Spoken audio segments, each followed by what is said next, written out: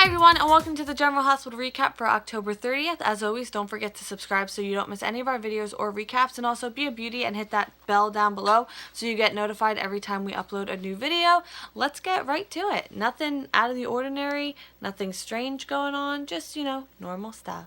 Also, there was a special report from 310 to 320, so there's like one little segment missing or half a segment missing, but I think we should be all good.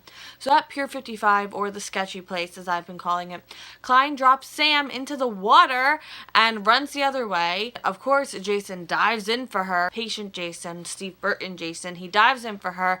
Where is she? He can't find her. She's in that water somewhere, and as we've seen, if you watch the live shows, and we're on Periscope to see backstage, this water is just huge. It's basically an ocean. And this is kind of like a blast from the past because remember, she dove into the harbor to find him all those years ago, and now it's like the reverse, and it's just like it brings back special memories. So then, like, a special report, and Jason, he finds her, he gets Sam, he pulls her out of the water, starts CPR, and she comes to, she's conscious. He holds her, she looks at him, and he says, I got you, and she's like, you're here, and he's like, it's okay, and like, they still got it. Like, it was only 2 seconds they were talking to each other, but they still got it. And then she passes out, and Jason rushes away with her to get her help.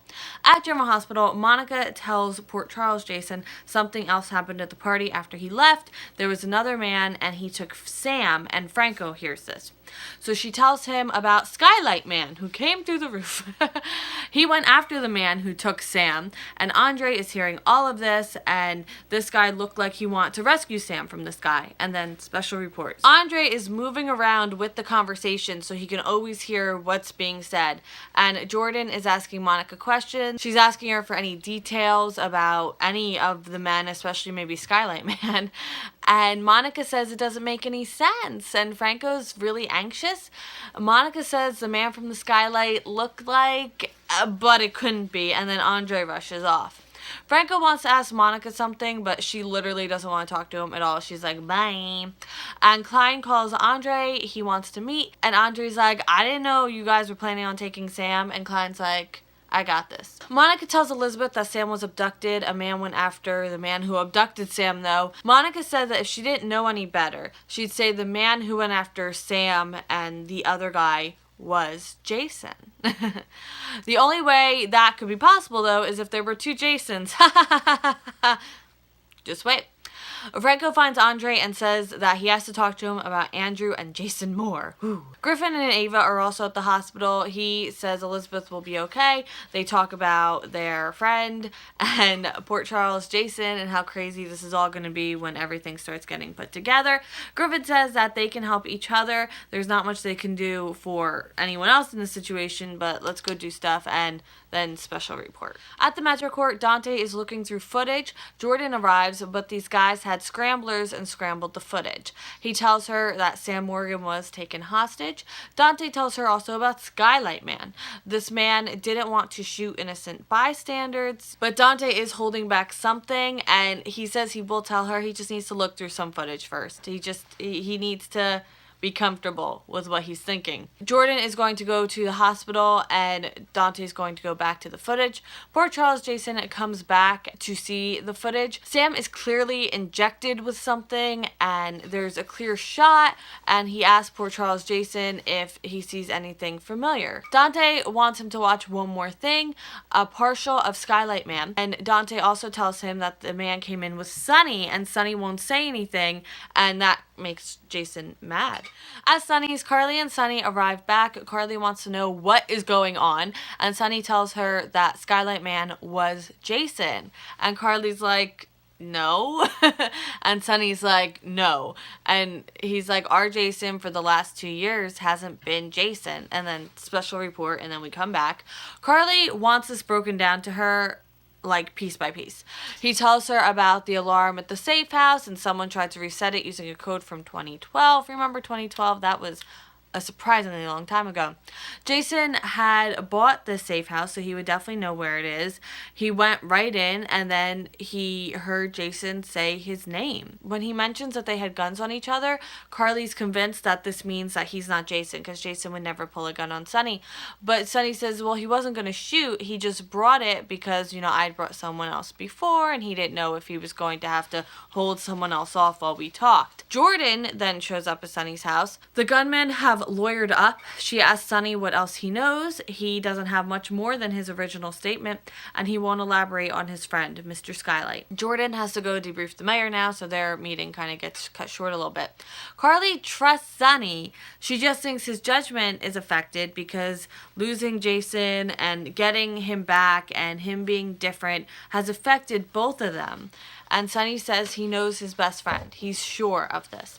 Sonny says he dropped the guns when he realized that Sonny was alone. Like, he wasn't going to keep a gun on him for forever. Carly says, then where's he been for 5 years? And he doesn't exactly know. Jason couldn't tell him 100% where he's been.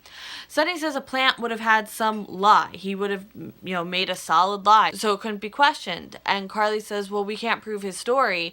They already have a DNA test. They already did Spinelli's program. And Sonny realizes that they're at a stalemate right now. Poor Charles Jason comes in and asks what is going on. At Oscar's place, Joss comes over. She's Khaleesi and Oscar is Jon Snow. And it's so funny because my friend was dressed up as Jon Snow for Halloween at the party I went to Friday night. But my friend has the Jon Snow hair already. He doesn't need the wig. Joss wants his mom to take pictures of them so that you can get the full effect, but he doesn't want her to, and also she's not here, and he doesn't want another adult in their business. And it's like, that's a little weird. Jocelyn thinks maybe he's ashamed of her, but he's not. Jocelyn wants to make the most of the fact that they have the place to themselves, though. And then special report. She meant to snoop for clues, and she thinks that maybe he thought something else. They're searching. I don't know what she thinks she's going to find, to be quite honest with you. What do they know about San Diego? Normal stuff. Food, beach, zoo, surfing. Cool. So his father's a zoologist who surfs a lot and hangs out at the zoo. Jocelyn tells Oscar that he's special and that doesn't come out of nowhere.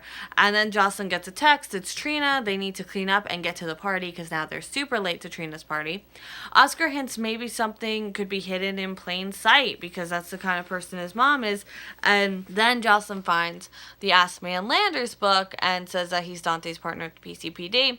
And then Jocelyn finds a letter addressed to Oscar's mom from 2003 from San Diego, and it's used as a bookmark in the book.